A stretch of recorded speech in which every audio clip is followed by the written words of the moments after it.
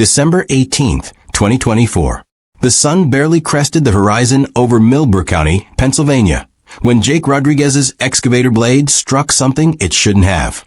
He'd been clearing land at the old Westfield quarry for 3 hours, moving earth that hadn't been disturbed in nearly 3 decades. The job was routine. Prepare the ground for a new shopping complex that would bring jobs and revenue to a town that desperately needed both. But at 8:47 that morning, 12 feet beneath the frozen ground, Jake's machine hit metal. At first, he thought it was old quarry equipment. The site had been abandoned since 1997, left to nature and time, swallowed by overgrowth and forgotten by everyone except the oldest residents of Millbrook Falls. But as Jake climbed down from his excavator to investigate, as he brushed away the clay-thick mud with his gloved hands, he saw something that made his blood run cold. Silver paint. Smooth. Automotive. Then he saw the Honda emblem. Then he saw the license plate. Pennsylvania. MBK 4892. Jake Rodriguez had just found a car that had been buried for 26 years. A car that 2 people had driven into on Christmas Eve, 1998, never to be seen again. A car that held the answer to a mystery that had haunted an entire community for more than a quarter century. Inside that car were the remains of a father and his son, and the story of how they ended up 12 feet underground in an abandoned quarry miles from where they were supposed to be would reveal a tragedy so senseless, so utterly preventable, that it would shake Millbrook Falls to its core. This is their story. Before we begin, if you're fascinated by true crime stories that explore the darkest corners of human nature and the mysteries that refuse to stay buried, subscribe to Ultimate Crime Stories. Hit that notification bell, because we bring you the most compelling, thoroughly researched cases every single week. Now, let's go back to where this story really begins.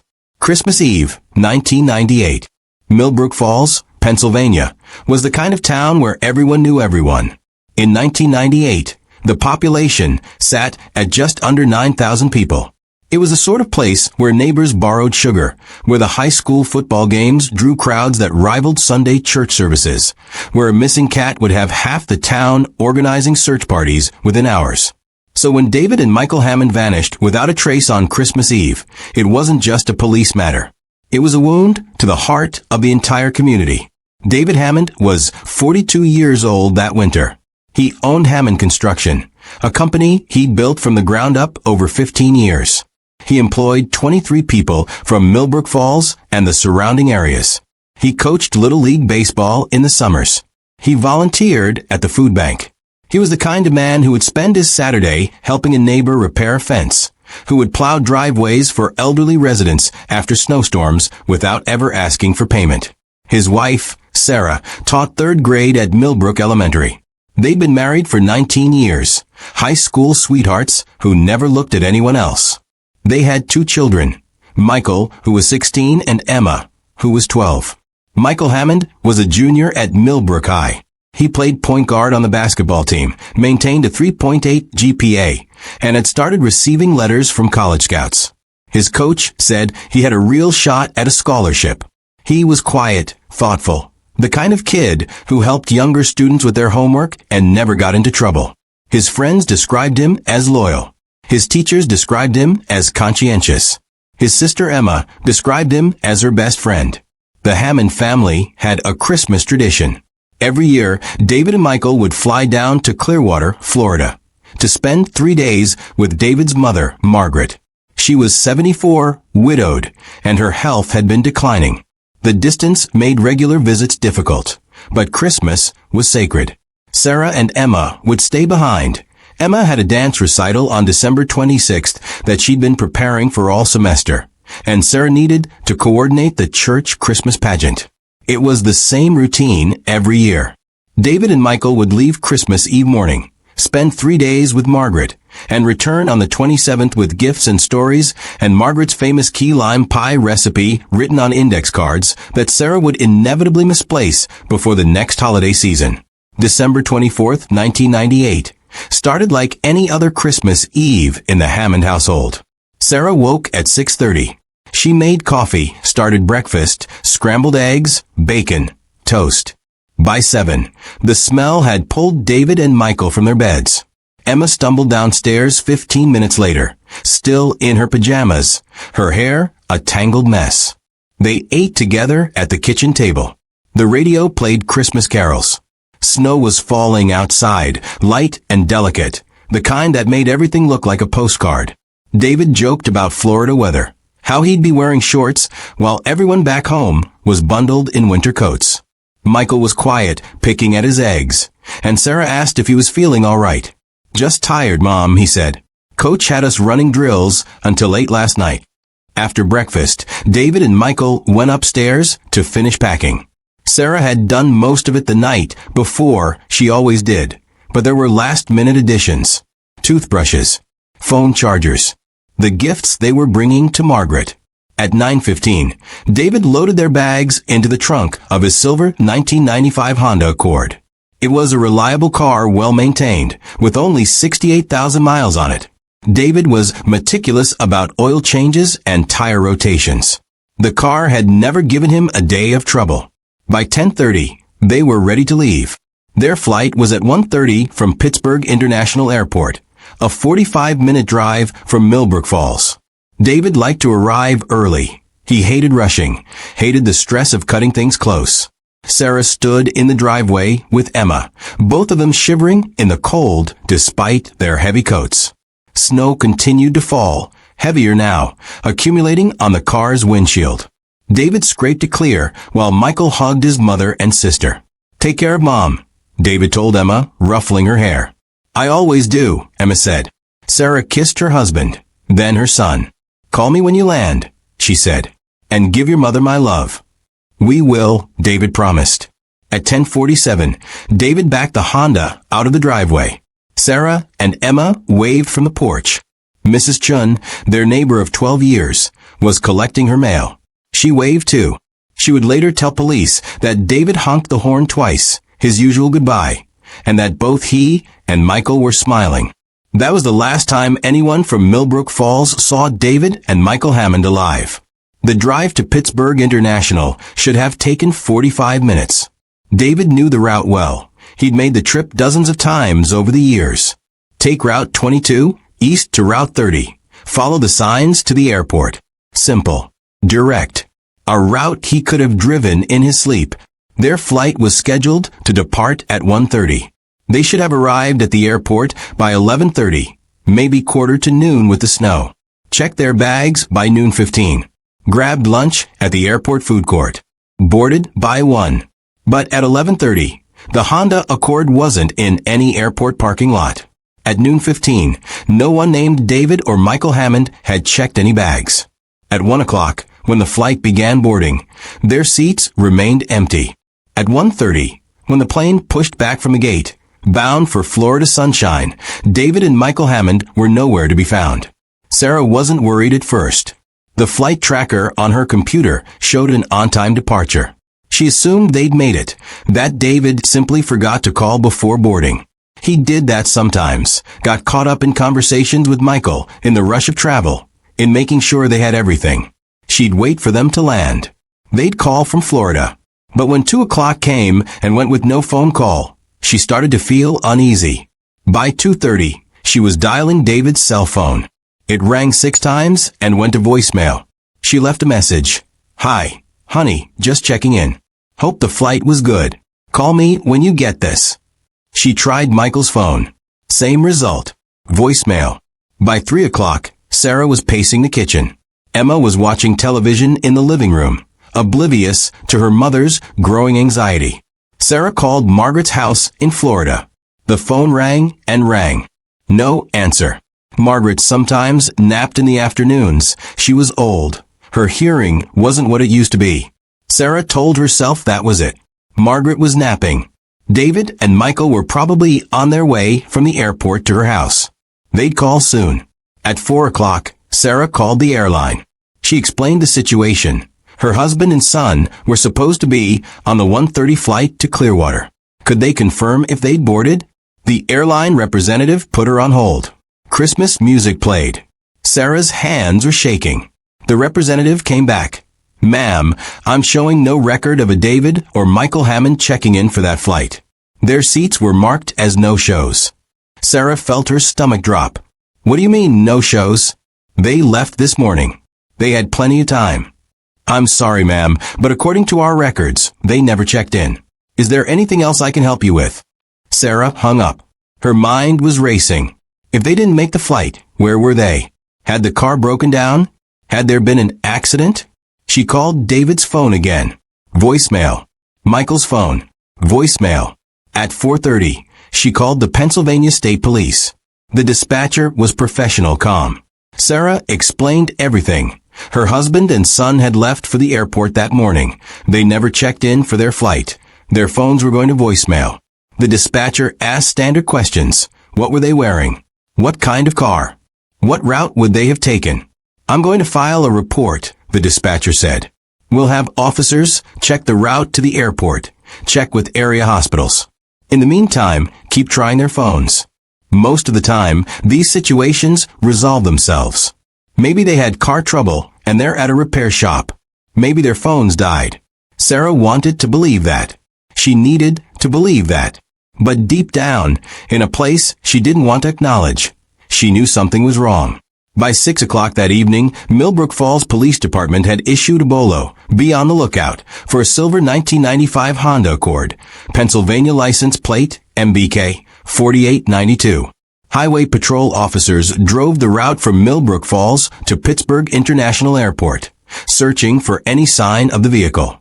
They checked rest stops, gas stations, the shoulders of every road. Nothing. Hospitals were contacted. No John Doe's matching David or Michael's descriptions had been admitted. No accident reports filed anywhere along their route. By 8 o'clock, the story had hit the local news. Father and son missing on Christmas Eve. Sarah sat on her couch, Emma beside her, watching her husband's face on the television screen. The reporter stood outside their house, snowflakes swirling in the lights behind her. Police are asking anyone with information to call the tip line, the reporter said. Sarah's phone started ringing. Friends, neighbors, family, everyone asking the same questions she couldn't answer. Where were they? What happened? Are they okay? She didn't know. She didn't know anything except that David and Michael had left her driveway that morning, and now they were gone, swallowed up by a snowy December day, leaving behind nothing but questions and a fear that grew with every passing hour. Christmas Eve turned into Christmas Day. Sarah didn't sleep. She sat by the phone, waiting. Emma cried herself to sleep on the couch. The Christmas tree lights blinked in the corner of the room, presents underneath that would never be opened. By December 26th, search parties had formed. Volunteers from Millbrook Falls and surrounding towns gathered at the police station. They were given maps, assigned sections of the route. They walked highways, searched wooded areas, called out David and Michael's names into the cold winter air. The dive team checked the Allegheny River. The helicopter unit flew grid patterns. Bloodhounds were brought in, given Michael's basketball jersey to scent. The dogs led handlers to the end of the driveway and stopped, confused, picking up nothing. It was as if David and Michael Hammond had simply ceased to exist the moment they left their home. Detective James Morrison was assigned as the lead investigator. He was 53, a veteran of the Millbrook Falls PD with 20 years of experience. He'd worked missing persons cases before, but nothing like this. In a small town like Millbrook Falls, people didn't just vanish. There were no anonymous crowds to disappear into, no sprawling city to get lost in. This was a place where everyone knew everyone, where secrets didn't stay buried for long. But David and Michael Hammond had become an impossible mystery. On December 28th, Detective Morrison sat in the Hammond living room across from Sarah. She looked like she'd aged 10 years in 4 days. Her eyes were hollow, red-rimmed from crying. Emma sat beside her, holding her mother's hand. Mrs. Hammond, Morrison said gently, I need to ask you some difficult questions. Sarah nodded. Was there any reason David might have wanted to leave? Any problems at work? Financial troubles? Anything unusual in his behavior recently? Sarah's voice was firm despite her exhaustion. No. David loved his family. He loved his life. We weren't having problems.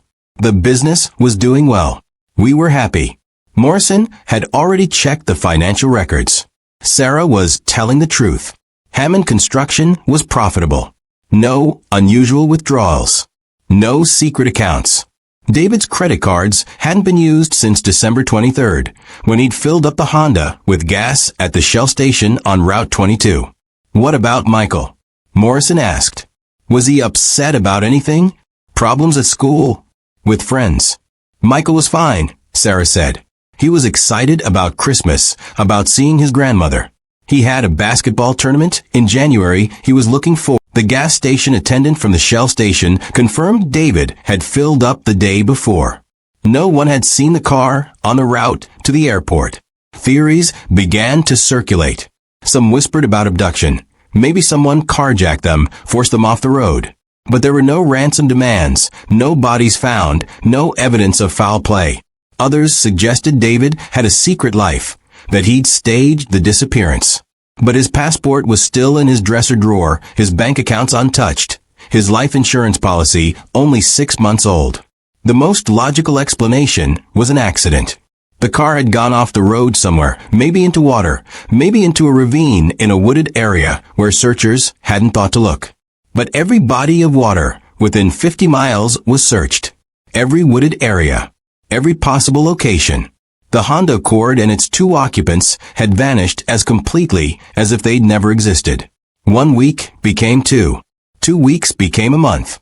January turned into February, and the snow that had fallen on Christmas Eve melted into muddy spring. The search continued, but leads dried up. Tips slowed to a trickle, then stopped altogether. And then, on March 15, 1999, Detective Morrison received a phone call that would change everything. But we'll get to that call in a moment. First, you need to understand what was happening to the Hammond family as the months stretched on with no answers, no closure, no bodies to bury. Sarah Hammond refused to give up. While others began to accept that David and Michael might never be found, she couldn't let go. Every morning, she woke up hoping that today would be the day. Today, the phone would ring. Today, someone would have answers. She kept David's phone number active, paying the bill every month on the chance that he might call. She kept Michael's bedroom exactly as he'd left it, basketball posters on the walls, homework still sitting on his desk, his basketball shoes by the door. The bed was made with the same sheets he'd slept on the night before he disappeared. Emma tried to return to normal life. She went back to school, went to her dance classes, spent time with friends. But she was different now. Quieter. More withdrawn. She'd lost her father and her brother, and the not knowing was almost worse than if they'd been killed in a car accident. At least then she could have mourned. At least then she could have said goodbye. Instead, she existed in a horrible limbo. Were they alive somewhere? Were they suffering? Were they dead? Had they been murdered? Had they suffered? The questions ate at her in the dark hours of the night. Detective Morrison worked the case obsessively for the first 6 months. He followed every lead, chased every theory, interviewed hundreds of people. He drove the route from Millbrook Falls to Pittsburgh International Airport so many times he could have done it blindfolded. He stopped at every side road, every turnoff, looking for anything that might explain how a car could vanish so completely. He found nothing. On March 15, 1999, Morrison received the phone call I mentioned. It came from a psychic in Ohio named Madeline Cross. She'd seen the story on the news and claimed to have had a vision. "They're underwater," she said. "I see water, dark water, and metal. They're trapped."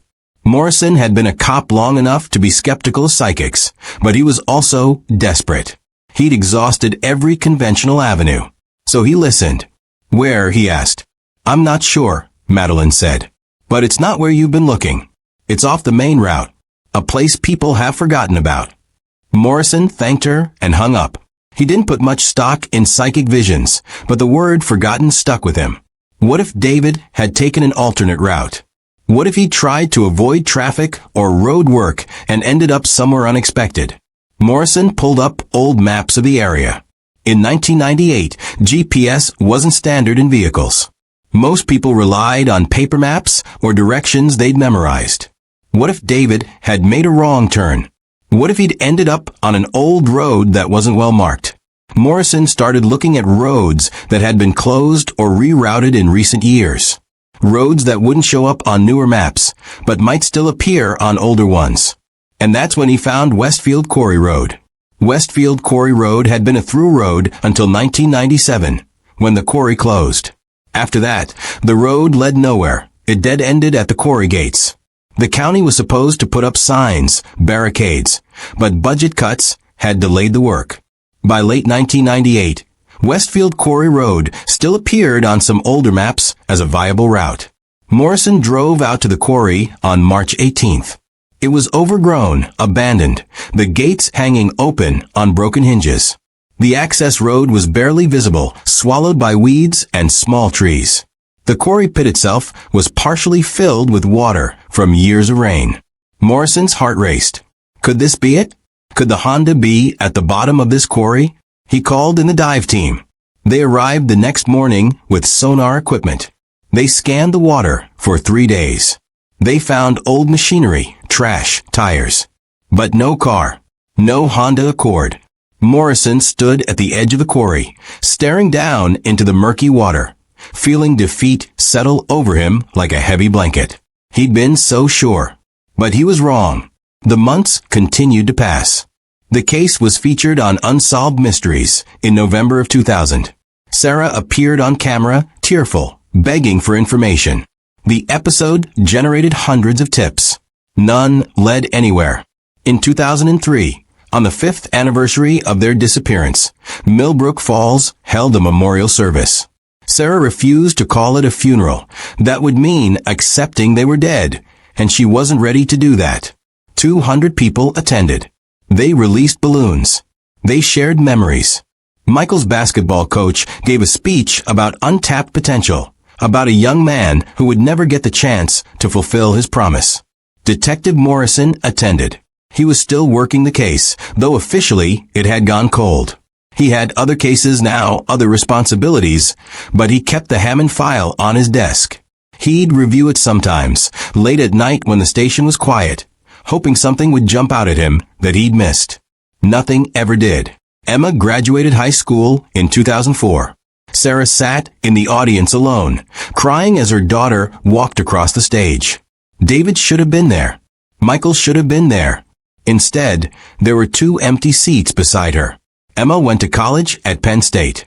She studied elementary education, following in her mother's footsteps. She tried to build a life, tried to move forward, but the weight of her missing family members never left her. How do you move on when you don't know what you're moving on from? In 2008, on the 10th anniversary, Sarah organized a search. Volunteers came, though fewer than before. They covered old ground, hoping that time might have revealed something previously hidden. They found nothing. Detective Morrison retired in 2018, 20 years after David. Morrison left the police department that day carrying guilt he'd never be able to put down. He'd failed David and Michael Hammond. He'd failed their family. Somewhere, those 2 people were waiting to be found, and he'd run out of time to find them. The case remained open, but without Morrison's passion driving it, it faded even further into obscurity. New detectives came to Millbrook Falls PD, young officers who'd barely been born when the Hammonds disappeared. The file gathered dust in the cold case archives. Millbrook Falls changed too. The population grew to 15,000. New housing developments sprung up. Chain restaurants replaced local diners. The old-timers who remembered the Hammonds died off or moved away. To the newer residents, the story was just local legend, a ghost story, something that happened a long time ago to people they'd never known. But Sarah remembered. Emma remembered. They lived with the absence every single day. Sarah kept the Christmas tradition alive in a heartbreaking way. Every Christmas Eve, she would set out David's favorite coffee mug and Michael's basketball. She'd turn on the radio to the station David always listened to. She'd make scrambled eggs and bacon even though she'd be eating alone. And she'd wait by the phone, some small, stubborn part of her, hoping that this would be the year they came home. Emma got married in 2012 to a man named Robert Chun. Yes, the grandson of Mrs. Chun, the neighbor who'd waved goodbye that snowy morning 26 years ago. It felt right, keeping connections to that last moment when her father and brother were still part of her world. Emma and Robert had 2 children, a daughter in 2013 and a son in 2015. Emma named her son David Michael Chun. He would never meet his grandfather or uncle, but he would carry their names. Sarah visited every week, desperate to be part of her grandchildren's lives, to not miss any more moments. The children asked about the pictures on their grandmother's mantle, the handsome man with kind eyes, the tall teenage boy with a basketball. Where are they? Sarah's granddaughter asked when she was 5. Sarah's eyes filled with tears. I don't know, sweetheart. I don't know. By December of 2024, 26 years had passed. Sarah was 68. Her hair was white. She moved slower, her joints aching with arthritis. Emma worried about her constantly. She still lived in that same house, still kept Michael's room preserved, still paid David's phone bill every month. Mom, you need to let go, Emma would say gently. I can't, Sarah would reply. What if they come home and I've given up on them? Emma didn't have the heart to argue. The truth was, after 26 years, David and Michael Hammond were almost certainly dead. Whether it had been an accident, foul play, or something else entirely, the statistical likelihood of them being alive was essentially 0. But hope is a stubborn thing. It doesn't listen to statistics or logic. It burrows into your heart and refuses to leave, even when all evidence suggests it should. Millbrook Falls had long since moved on from the mystery. When the town council announced plans for a new shopping complex on the old Westfield quarry site in November 2024, most residents were excited. The area needed economic development. The quarry had sat abandoned for 27 years, an eyesore and potential hazard. The project was approved. Titan Construction won the bid. Groundbreaking was scheduled for mid-December. The plan was to fill in the quarry pit, level the land, and build a complex that would include a supermarket, restaurants, and retail stores. Jake Rodriguez was hired as the excavation foreman. He was 42, married with 3 kids, a skilled operator who'd been working construction for 20 years. The Westfield quarry job was routine as far as he was concerned. Clear the land, remove any debris, prepare the site for construction. He started work on December 10th, 2024. For 8 days, everything went smoothly. His crew cleared vegetation, removed old fencing, began the process of filling in the quarry pit. The weather was cold but dry, perfect for outdoor work. On the morning of December 18th, Jake was working the northeastern section of the site, an area that had been heavily overgrown. His excavator bucket bit into the earth, pulling up loads of dirt and clay. He'd been at it for 3 hours when his blade struck something solid at 8:47 a.m. Jake had hit plenty of things over his career: rocks, old pipes, buried trash. He backed up the excavator and took another scoop, trying to work around whatever was blocking him. But the object was large, and it wasn't moving. He shut off the machine and climbed down to investigate. The ground was wet, the clay thick and sticky. Jake grabbed a shovel and started digging manually, trying to figure out what he was dealing with. As he cleared away mud, he saw metal. Smooth metal. Painted metal. His first thought was that it was an old piece of quarry equipment. But as he cleared more mud, as he saw the silver paint, he realized this wasn't machinery. This was a car. Jake's hand started to shake. He dug faster, clearing mud from what he could now clearly see was a vehicle's roof. He found the back window, the trunk, and then he found the license plate. Pennsylvania, MBK 4892. Jake didn't know the significance of that plate number. He didn't know the story of David and Michael Hammond. But he knew that finding a buried car was bad. Very bad. He pulled out his phone and called 911. Yeah, this is Jake Rodriguez with Titan Construction. I'm at the old Westfield quarry site. I just found a car buried in the ground. I think you need to send someone out here. The dispatcher asked him to repeat himself. He did. She said police were on their way. Jake stood there, staring at the partially exposed vehicle, his heart pounding. The excavator sat silent behind him. His crew had stopped working, gathering around, asking questions he couldn't answer. 12 minutes later, the first police car arrived. Then another. Then another. Within an hour, the site was swarmed with law enforcement. The county medical examiner was called. The state forensics team. News vans began arriving, reporters setting up cameras, sensing something big. Detective Sarah Chun, daughter of the late Mrs. Chun, who'd waved goodbye to the Hammonds 26 years ago, was the current lead detective for Millbrook Falls PD. She'd grown up hearing about the Hammond disappearance. Her mother had told her the story every Christmas, a cautionary tale about how quickly life could change, how tragedy could strike without warning. Sarah Chun had been 13 when David and Michael vanished. She'd known Michael from school. He was 2 years older, played basketball, seemed untouchable in the way teenage athletes do. And then he was just gone. Now, standing at the edge of the excavation site, watching his crews carefully remove dirt from around the buried Honda, Sarah felt her stomach twist. She knew what they were going to find. She'd known the moment she heard the license plate number. The excavation took 6 hours. They had to be careful, methodical, treating it like an archaeological dig. Every piece of evidence mattered. The car was 12 feet underground, nose down in clay so thick it had preserved everything. By 3 o'clock that afternoon, the Honda Accord was fully exposed. The windows were intact. The body showed minimal rust. The clay had created an almost anaerobic environment, protecting the metal. The luggage was still in the trunk. Christmas presents, now rotting but still recognizable. Michael's basketball in the back seat. And in the front seats, still buckled in, were 2 sets of human remains. The medical examiner confirmed what everyone already knew. Based on the identification found in the vehicle, David Hammond's wallet, Michael Hammond's student ID. These were the 2 men who disappeared on Christmas Eve, 1998. They'd been found. After 26 years, they'd finally been found.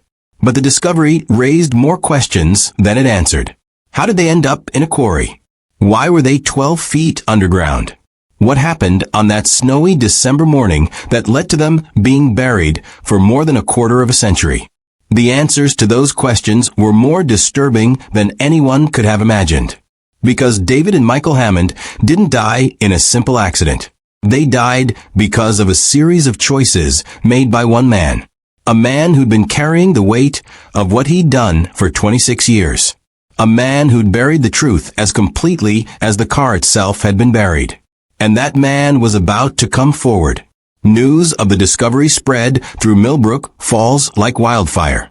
Within hours, everyone knew. The buried car had been found. David and Michael Hammond, missing for 26 years, had been located. Sarah Hammond was at the grocery store when her phone rang. It was Emma. "Mom," Emma said, her voice shaking. "Mom, they found them. They found Dad and Michael." Sarah nearly dropped her phone. "What? Where?" "The quarry. The old Westfield quarry. Mom, they've been there this whole time." Sarah's legs gave out. She sat down right there in the produce aisle, other shoppers staring, and she wept. 26 years of not knowing. 26 years of hoping, praying, waiting. And they'd been there all along, less than 15 miles from home. Emma drove to pick up her mother.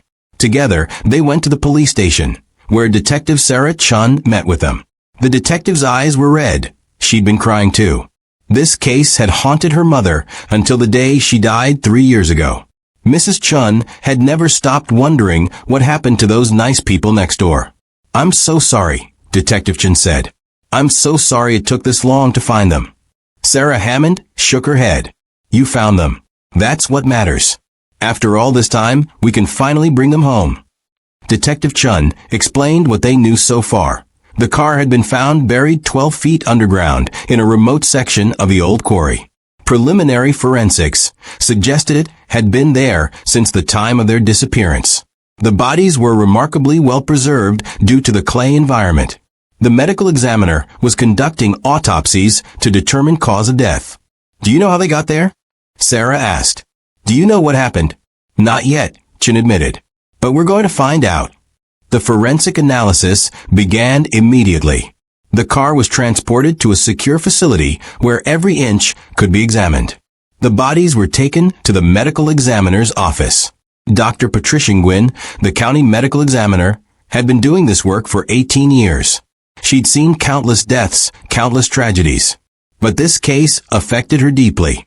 These two men had been missing since before she'd even graduated medical school. Their family had suffered for more than 2 decades. She owed them answers. The autopsies revealed several critical findings. Both David and Michael had died from asphyxiation. Their lungs showed evidence of carbon monoxide exposure. There were no signs of violence, no bullet wounds, no knife marks, no evidence of blunt force trauma. They hadn't been murdered in the conventional sense. But they also hadn't died instantly in a crash.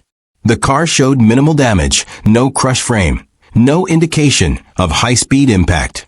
Whatever had happened, it hadn't been a typical car accident. Dr. Nguyen examined the positioning of the bodies. Both were still belted in their seats. David's hands were on the steering wheel. Michael's were braced against the dashboard. Their positioning suggested they'd been conscious when they died, aware of what was happening to them. The thought made Dr. Nguyen sick. The car itself told more of the story. The engine had been running when it was buried. Carbon buildup in the exhaust pipe confirmed this. The windows had been closed. The doors were jammed shut, likely from the impact of being pushed or falling into the pit, combined with the pressure of the surrounding clay. Forensic analysts determined the sequence of events. The car had gone into the quarry nose first, landing at an angle. It had immediately begun sinking into the soft clay. The engine had continued to run, filling the sealed cabin with carbon monoxide. David and Michael, trapped inside, unable to open the doors or break the windows, had died within 15 to 20 minutes. It was a horrific death. Slow enough to be terrified. Quick enough that rescue would have been impossible even if someone had known where they were. But the biggest question remained. How did the car end up in the quarry in the first place? Detective Chun examined the quarry site carefully. The access road was still visible, though overgrown. In 1998, it would have been clearer, more recognizable as a road. She found old survey maps from that period and reconstructed the area's layout. Westfield Quarry Road had been a through road until the quarry closed in 97. After closure, the road led only to the quarry gates. But signage had been inadequate. A driver unfamiliar with the area, using an old map, could easily have turned onto Westfield Quarry Road thinking it led somewhere. Chun traced the route. If David had been trying to reach the airport and had somehow gotten turned around or taken a wrong turn, he might have ended up on Westfield Quarry Road. Old maps showed it as connecting to Route 30, which led to the airport. But that connection had been severed when the quarry closed. It was plausible that David, lost or confused, had driven down Westfield Quarry Road looking for the through route that no longer existed. But that didn't explain how the car ended up in the pit. That didn't explain the burial under 12 feet of clay. Chun knew there had to be more to the story. This wasn't a simple case of a wrong turn and an accidental plunge into a quarry. The car's position, the depth of the burial, the way the scene had been concealed, all of it suggested human intervention. Someone had known the car was there. Someone had buried it. Someone had kept this secret for 26 years. On December 20th, 2 days after the discovery, Detective Chun received an anonymous phone call. It came to her direct line at 9:30 in the morning. Detective Chin? The voice was male, elderly, trembling. Speaking. I saw the news. About the car at the quarry. About the Hammonds. Chun sat up straighter, grabbing a pen. Who is this? I think I know what happened, the voice said. I think I saw something that day. Christmas Eve, 98. Chen's heart raced. Sir, I need you to come in and make a statement. I can't. I'm scared. Scared of what? There was a long pause. Chen could hear the man breathing, could hear the fear in each breath. Of what I did, he finally said. Then the line went dead. Chen tried to trace the call. It had come from a burner phone, untraceable. She sat there, frustrated, but also electrified. Someone knew something. Someone had witnessed what happened. And that someone was racked with guilt. She held a press conference that afternoon, appealing directly to the caller. "If you have information about what happened to David and Michael Hammond, please come forward," she said, looking directly into the cameras. "Whatever happened, whatever your involvement, we need to know the truth. The Hammond family deserves the truth. It's been 26 years. It's time to stop carrying this alone." That night, Sarah Hammond couldn't sleep. She lay in bed, thinking about how her husband and son had died. Trapped in a car, slowly suffocating, knowing what was happening to them. The thought was unbearable. Had they called out for help? Had they tried to escape? Had they thought about her and Emma in their final moments? She got up, went to Michael's room, sat on his bed. The room smelled musty now after so many years sealed away. She picked up his basketball, held it in her lap, and cried until she had no tears left. The next morning, December 21st, Detective Chun arrived at the station to find an elderly man waiting in the lobby. He was thin, frail, with white hair and hands that shook. He looked like he'd aged 100 years overnight. "I'm Raymond Tucker," he said. "I'm the one who called you yesterday. I'm the one who knows what happened to the Hammonds." Chun brought him to an interview room. She read him his rights. She set up a recording device. And then Raymond Tucker, 76 years old, former security guard, told her a story that had been eating at him for 26 years. "It was my fault," he said. "All of it. It was my fault they died." Raymond Tucker's hands trembled as he spoke. Detective Chun sat across from him, recorder running, notepad ready. In all her years as a detective, she'd never seen someone so consumed by guilt. "I need you to start from the beginning," Chun said gently. "Tell me everything." Raymond took a shaky breath. "Christmas Eve, 1998. I was working security at the Westfield quarry. Well, I wasn't supposed to be working. The quarry had closed the year before, and I'd been laid off. But I still had keys. I still felt responsible for the place. I'd worked there for 15 years. It was all I knew." He paused, wiping his eyes with a handkerchief. "I was drinking that morning. I'd been drinking a lot since the layoff. My wife had left me. My kids wouldn't talk to me. I was angry all the time. Bitter. I thought the world had screwed me over." Detective Chun nodded, encouraging him to continue. "I drove out to the quarry around 11 in the morning. I told myself I was just checking on things, making sure nobody was trespassing or dumping trash. But really, I just had nowhere else to go. It was Christmas Eve, and I was alone." Raymond's voice cracked. "I was sitting in my truck near the quarry pit, drinking from a bottle of whiskey, when I heard a car engine. I looked up and saw this silver Honda coming down the access road. I couldn't believe it. Nobody came out there anymore. The gates were supposed to be locked, but the county had cut the security budget, and nobody had replaced the locks." "What did you do?" Chun asked. "I got out of my truck. I was drunk, angry, ready to yell at whoever was trespassing on my property. The Honda stopped maybe 30 feet from the quarry edge. The driver got out. Nice-looking guy, middle-aged, wearing a winter coat. He looked confused. Raymond closed his eyes, and Chun could see tears streaming down his face. He said, "Excuse me, is this the way to Route 30? I think I'm lost." He was polite, friendly, just a guy who'd made a wrong turn and needed directions. "What did you say?" I yelled at him. Told him this was private property. Told him he was trespassing. He apologized, said he didn't know, asked again about Route 30. But I was drunk and angry, and I just kept yelling. I got in his face. Told him he needed to leave. Raymond's hands clenched into fists on the table. He tried to defuse the situation. He said, "Look, I'm sorry. We're just trying to get to the airport. My son and I have a flight to catch. Can you just point me in the right direction?" But I wasn't listening. I was too drunk, too angry. I pulled out my truck keys and said I was going to block his car and call the police, have him arrested for trespassing. Detective Chen's stomach tightened. She could see where this was going. "The man, David, I know his name now. He tried to reason with me. His son got out of the car. This tall kid looked like a basketball player. The kid said, 'Please, sir, we're not trying to cause trouble. Just tell us how to get back to the main road.' Raymond sobbed. I told them to shut up. I pulled my truck around, blocking the Honda from backing up. David got back in his car, trying to maneuver around me. But the ground near the pit was soft from rain we'd had the week before. The edge was unstable. I knew that. I'd been working that quarry for 15 years. I knew how dangerous that edge was.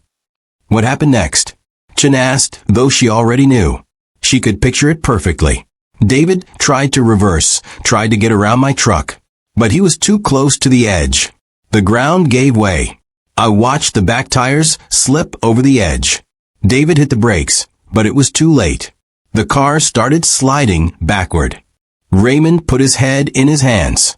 I just stood there, frozen. The car went over the edge, nose down, and hit the bottom of the pit. It was only about 12 feet down in that section. The pit had been partially filled over the years. The car landed hard on its front end and immediately started sinking into the clay. Detective Chun felt sick. What did you do? At first, nothing. I just stared. Then I heard them. I heard them calling for help. The father was yelling, "Help us. We're trapped. Please help us." I could see them through the windshield. The kid was panicking. The father was trying the doors, but they were jammed shut. The impact had buckled the frame. Did you try to help them? Raymond's voice was barely a whisper. I climbed down into the pit. The clay was thick, sucking at my boots. I got to the car. I tried pulling on the doors, but they wouldn't budge. The clay was already up to the bottom of the windows. The car was sinking fast. The father was yelling at me to break the windows. But the windows were too strong. It was safety glass. I didn't have anything to break them with. He looked up at Detective Chun, his eyes desperate. I tried. I swear I tried. But I panicked. I was drunk. I was scared. The car was sinking deeper. The clay was up to the door handles. They were screaming for help, and I couldn't do anything. Why didn't you call 911? Raymond's face crumpled. Because I was drunk. Because I'd blocked their car and caused the whole thing. Because I thought I'd go to prison. Because I was a coward. He took a shuddering breath. I made a decision. The worst decision of my life. I climbed out of the pit. I got in my truck. And I left them there. The interview room was silent except for Raymond sobbing. I drove away, he continued. I went home. I kept telling myself that someone else would find them. That they'd be rescued. But I knew. Deep down I knew I'd kill them. What happened after that? I went back the next morning. Christmas Day. I had to know. I had to see if they'd gotten out somehow. But when I got there, the car was gone. Completely buried. The clay had swallowed it. All that was visible was a slight depression in the pit floor. You'd never know anything was there. Raymond looked at Detective Chun with haunted eyes. I should have reported it then. I should have told someone. But I didn't. Instead, I spent the next week covering my tracks. I used the quarry equipment, the loader, the excavator, to push more clay and dirt over the site. I made sure it was completely buried, 12 feet down, deep enough that it would never be found. And then, I quit drinking. Cold turkey. I moved 2 towns over. I tried to forget, but I couldn't. Every Christmas, I'd see their faces. Every time I closed my eyes, I'd hear their screams. I've carried this for 26 years. It's destroyed me. I haven't slept a full night since it happened. I've thought about killing myself 1,000 times. Detective Chun studied him. Why come forward now? Because they found them. Because their family deserves to know what happened. Because I'm 76 years old, and I'm tired of running from what I did. I want to face it. I want to pay for it. I don't expect forgiveness. I just want the truth to finally come out. The confession took 3 hours. Raymond Tucker provided every detail he could remember. He drew diagrams. He explained how he'd used the quarry equipment to bury the car. He admitted that he'd known about the search efforts, had watched the news coverage, had seen Sarah Hammond begging for information, and he'd said nothing. When the interview was over, Raymond Tucker was arrested and charged with 2 counts of involuntary manslaughter, failure to render aid, tampering with evidence, and obstruction of justice. He didn't resist. He didn't ask for a lawyer. He simply asked if he could write a letter to the Hammond family. Detective Chun allowed it. Raymond sat in his cell and wrote, "Dear Mrs. Hammond and Emma, there are no words to express how sorry I am. I know sorry doesn't mean anything. I know it doesn't bring them back. I know it doesn't undo 26 years of pain and uncertainty. Your husband and son didn't deserve what happened to them. They were good people who made a wrong turn. I was the one who turned that wrong turn into a tragedy. I was drunk, angry, and cruel. And when I had the chance to save them, I chose to save myself instead. I've lived with what I did every day for 26 years. It's destroyed me. But my destruction is nothing compared to what I did to your family. I robbed you of the people you loved. I robbed Michael of his future. I robbed David of watching his daughter grow up, of meeting his grandchildren. I don't ask for forgiveness. I don't deserve it. I just wanted you to know that they didn't suffer alone. In their last moments, they had each other, father and son together. I hope that brings you some small comfort. I will spend whatever time I have left paying for what I did. Raymond Tucker." Sarah Hammond received the letter 3 days later. She read it once, then burned it in her fireplace. She didn't want Raymond Tucker's apologies. She didn't want his explanations. She wanted her family back, and that was impossible. Raymond Tucker's confession had provided answers, but it had also opened new wounds. The Hammond family now knew exactly how David and Michael had died. They knew that those final minutes had been filled with terror and desperation. They knew that help had been right there, but had walked away.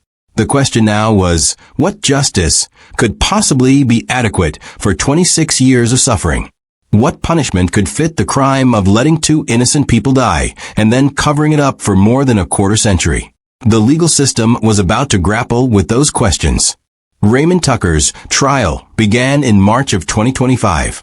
The prosecution laid out a devastating case. They presented the forensic evidence, the confession, the reconstruction of events. They called Sarah Hammond to testify. She sat in the witness box, looking directly at Raymond Tucker, and told the court about 26 years of not knowing, 26 years of hoping, 26 years of keeping a bedroom shrine to a son who'd never come home, 26 years of paying a phone bill on the chance her husband might call. "He took everything from me," she said, her voice steady despite her tears. "He took my husband. He took my son. He took 26 years of my life. And then he took the truth and buried it just as deep as he buried their car." Emma testified too. She spoke about growing up without a father, about her children never knowing their grandfather. She spoke about the hole in her family that could never be filled. The defense didn't contest the facts. They couldn't. Raymond had confessed to everything. Instead, they focused on mitigation. They pointed out that Raymond was 76 years old, in poor health, with no prior criminal record. They emphasized that what happened was an accident compounded by poor decisions, not premeditated murder. They noted that he'd come forward voluntarily, that he'd been consumed by guilt for decades.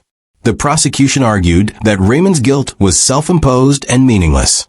He'd had 26 years to come forward. He'd had countless opportunities to tell the truth. He'd watched a family suffer and had done nothing. The only reason he'd confessed was because the car had been found and he knew the truth would come out anyway. The trial lasted 2 weeks. The jury deliberated for 6 hours. They found Raymond Tucker guilty on all counts. At sentencing, the judge looked at Raymond Tucker with a mixture of pity and disgust. "Mr. Tucker," the judge said, "you had multiple opportunities to do the right thing. You could have called 911 when the car went into the pit. You could have tried harder to rescue Mr. Hammond and his son. You could have reported what happened after they died. You could have come forward at any point in the subsequent 26 years. But you chose not to. You chose your own freedom over the truth. You chose to let a family suffer in uncertainty rather than face the consequences of your actions." The judge sentenced Raymond Tucker to 15 years in prison, the maximum allowed for involuntary manslaughter. With his age and health issues, it was likely a life sentence. Raymond showed no emotion when the sentence was read. He simply nodded and allowed himself to be led away. Outside the courthouse, Sarah Hammond gave a brief statement to the press. "Today doesn't bring David and Michael back," she said. "Nothing can do that. But it does bring closure. We finally know what happened.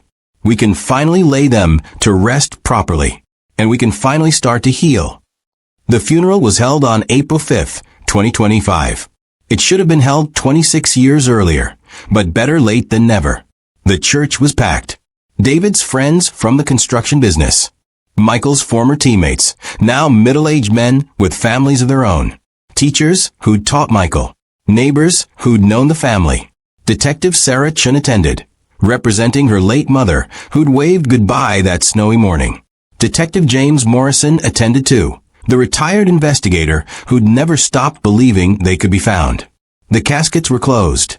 There was nothing left to view after 26 years. But Sarah placed items inside before they were sealed.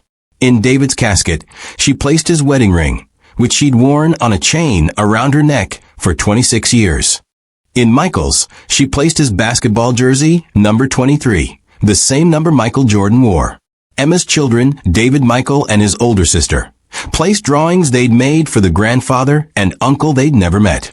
The pastor spoke about faith tested by tragedy, about questions that have no earthly answers, about the importance of remembering those we've lost. And then they buried David and Michael Hammond in Millbrook Falls Cemetery, side by side, finally at peace. Sarah stood at the graveside long after everyone else had left. Emma stood with her, both women crying quietly. "I kept your room ready for so long," Sarah whispered, looking at Michael's headstone. "I kept thinking you'd come home. Now I know you can't. Now I can let you rest." She turned to David's headstone. "I love you. I never stopped loving you. Not for one single day." Emma put her arm around her mother. "Come on, Mom. Let's go home."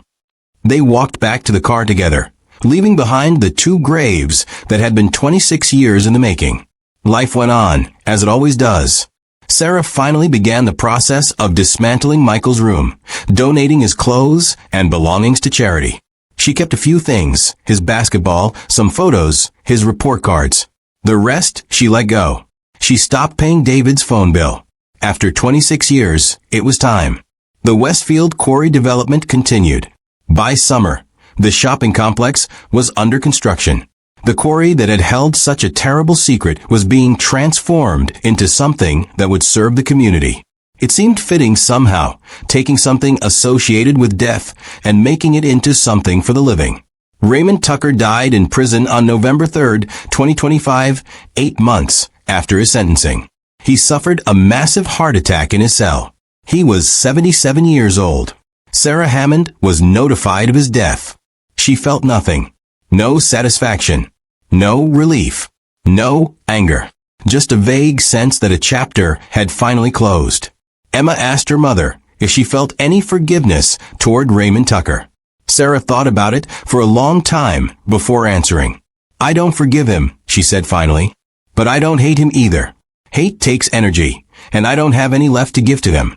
He took enough from me already. I won't give him anything more." On December 24th, 2025, exactly 27 years after David and Michael had driven away from their home, Sarah Hammond did something different. Instead of setting out David's coffee mug and making breakfast for ghosts, she invited Emma and her family over. They made breakfast together. They opened presents. They celebrated Christmas. It was different. It would always be different. The absence of David and Michael would always be there, a permanent scar on the family. But the open wound had finally closed. The not knowing had been the worst part, and now they knew. Sarah could remember David and Michael without wondering if they were suffering somewhere. She could think of them without the torture of unanswered questions. They were gone, but they were at peace. And slowly, painfully, Sarah was learning to be at peace too. The story of the buried car became part of Millbrook Falls history. The new generation of residents learned about the tragedy, about the father and son who'd vanished on Christmas Eve and been found 26 years later.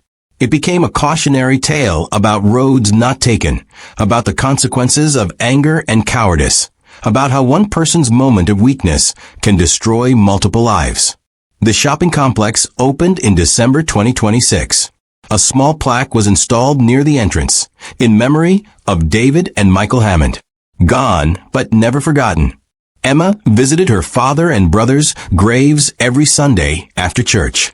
She brought her children, wanting them to know about the grandfather and uncle who'd been taken from them. She told them stories about David's kindness, about Michael's basketball dreams, about a family that had been fractured by tragedy but had survived. Because that's what the Hammonds had done. They'd survived. Not intact. Too much had been broken for that. But they'd survived. Sarah Hammond lived to be 79 years old. She died peacefully in her sleep on a warm June night in 2035. Her last words to Emma were, "Tell your father and Michael I'll see them soon." She was buried between her husband and son. 3 headstones in a row. A family reunited at last. The Westfield Quarry, once a place of death and secrets, thrived as a shopping center. Families walked where a car had been buried. Children played in the parking lot built over ground that had once hidden a terrible tragedy. Life moved on, but the story endured. The story of a father and son who left for the airport on Christmas Eve and never arrived. The story of 26 years of searching and suffering. The story of a secret buried deep, but not deep enough to stay hidden forever. The story of how the truth, no matter how long it takes, eventually surfaces. Because buried cars can be found. Buried secrets can be uncovered. And buried pain, with time and closure, can finally begin to heal. This is the story of David and Michael Hammond. A father and son whose ordinary Christmas Eve trip turned into an unimaginable tragedy. Whose disappearance haunted a community for 26 years. Whose deaths were caused by one man's anger and sealed by his cowardice. It's a story about the ripple effects of our choices, about how one moment can change everything, about the weight of secrets and the price of truth. It's a story about a family that refused to give up hope, even when all logic said they should. About a mother who waited 26 years to know what happened to her loved ones. About a daughter who grew up without her father and brother, but carried their memory forward. And it's a story about closure. How even the most painful truth is better than the torture of not knowing. David and Michael Hammond left for the airport on Christmas Eve, 1998. They never made it. But their story, their memory, and the lessons from their tragedy will endure long after the buried car has been forgotten.